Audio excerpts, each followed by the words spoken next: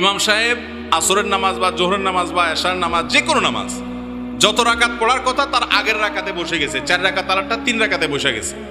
মুসল্লি হিসাবে, মুক্তাদি হিসাবে আমরা পিছনে যারা আছি তারা লোকমা দেব। কি দিতে হবে? ভুল ধরায় দিতে হবে। ভুল ধরাবেন কি বলে? মাশাআল্লাহ, এলাকার মানুষ তো অনেক ভালো জানে, দেখা যায়।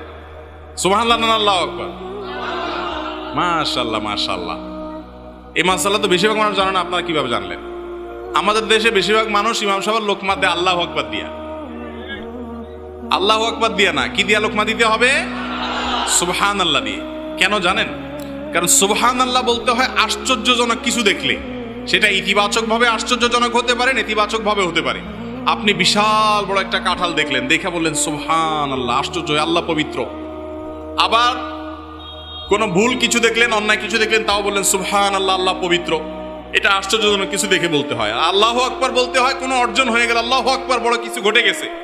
এখন ইমাম সাহেব 4 রাকাতের জায়গায় 3 রাকাত নামাজ পড়ে ফেলছে, আপনারা সব বলছেন আল্লাহু আকবার, মানে ইমাম সাহেব কিছু একটা ঘটে ফেলছেন। আপনি আসলে তো ঘটায় নাই, ওটা বড় ভুল হয়েছে, তাই না? এই জন্য সুবহানাল্লাহ বলতে হয়। তো 4 রাকাত আলা নামাজ ইমাম যদি 3 রাকাতে বসে যান, তাহলে মুসল্লিরা পেছন থেকে সুবহানাল্লাহ বলে উঠবে, ইমাম সাহেব দাঁড়ায় যাবে।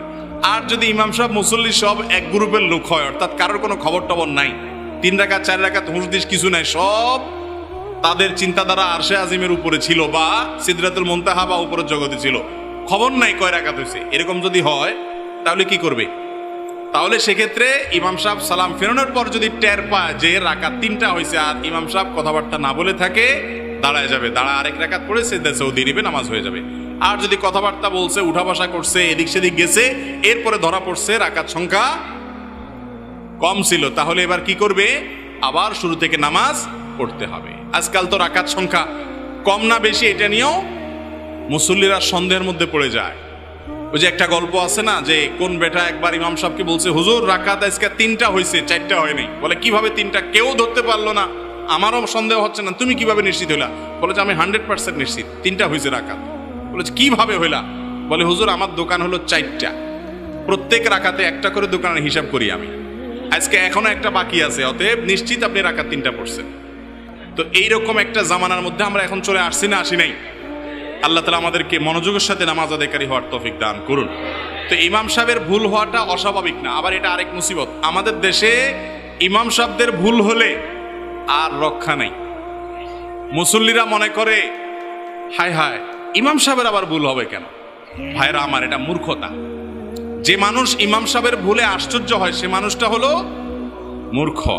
কারণ ইমাম সাহেব মানুষ, তার ভুল হতে পারে। ইমাম সাহেব তো ইমাম সাহেব। স্বয়ং রাসূল করিম সাল্লাল্লাহু আলাইহি সাল্লাম একবার নামাজের রাকাত সংখ্যা তার ভুল হয়ে গিয়েছিল। সালাম ফিরানোর পরে সাহাবীরা পেছন থেকে বললেন, ইয়া রাসূলুল্লাহ আনাসিতা আম কুসিরাতিস সালাহ, আপনি ভুলে গেছেন নাকি রাকাত একটা কমাই দিয়েছে আল্লাহ তাআলা? সাহাবীরা পেছন থেকে বলতেছে। তাহলে রাসূল আকরাম সাল্লাল্লাহু আলাইহি সাল্লামের যদি রাকাত সংখ্যা ভুল হয়, আপনার ইমাম সাহেবের হতে পারে কি পারে না? আমাদের সমাজের বেশিরভাগ মানুষ চায় আমরা নিজেরা চোর, বাটপার, দুর্নীতিবাজ, টুনচোর, গমচোর, 2 নম্বর, মিথ্যুক, বাট, যত রকমের বদমাইশি আছে সব করব, আর আমাদের ইমাম সাহেবটা হবে একেবারে ফেরেশতার মতো সোজা। ইমাম সাহেবটা হবে এরকম যে সে ভাজা মাছটা উল্টে খেতে পারে না, আর আমি হব দুনিয়ার বাটপা। এটা কোনো আদর্শ মুসল্লি বা মুক্তাদির কাজ হতে। এই দেশে যত ফতোয়াবাজি, যত মাসআলা দিয়া খোঁচাখুচি, এগুলো সব 2 শ্রেণী মানুষের বিরুদ্ধে হয়। এক হলো মহিলাদের বিরুদ্ধে, আর একটা হলো হুজুরদের, ইমাম সাহেবদের বিরুদ্ধে। সব হুজুর না, ইমাম সাহেবদের বিরুদ্ধে যত খোঁচাখুচি মাসআলা মানুষ জিজ্ঞেস করে, ঠিক না ঠিক? ভাইরা আমার, অতএব মনে রাখতে হবে ইমাম সাহেব বেচারার ভুল হতে, শুধু ভুল হতে পারে তা না। এই যে আপনার কাবার ইমাম সাহেবরা, তাদের তেলাওয়াতের মধ্যে একবার সম্ভবত সূরা কুলিয়াল কাফিরুন না জানি সূরা ফাতিহাতে হারামের একজন বড় ইমামের ভুল হয়েছে, আয়াত উনি পাচ্ছেনই না, পেছন থেকে লোকমা দিতে দিতে তারপরে লাইন পাইছে।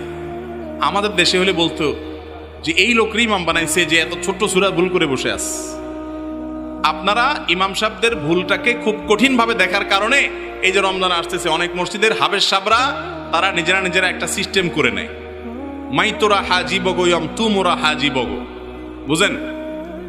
মানে হলো তোমারে আমি হাজি সাহেব বলবো, আমার তুমি হাজি সাহেব বলবো।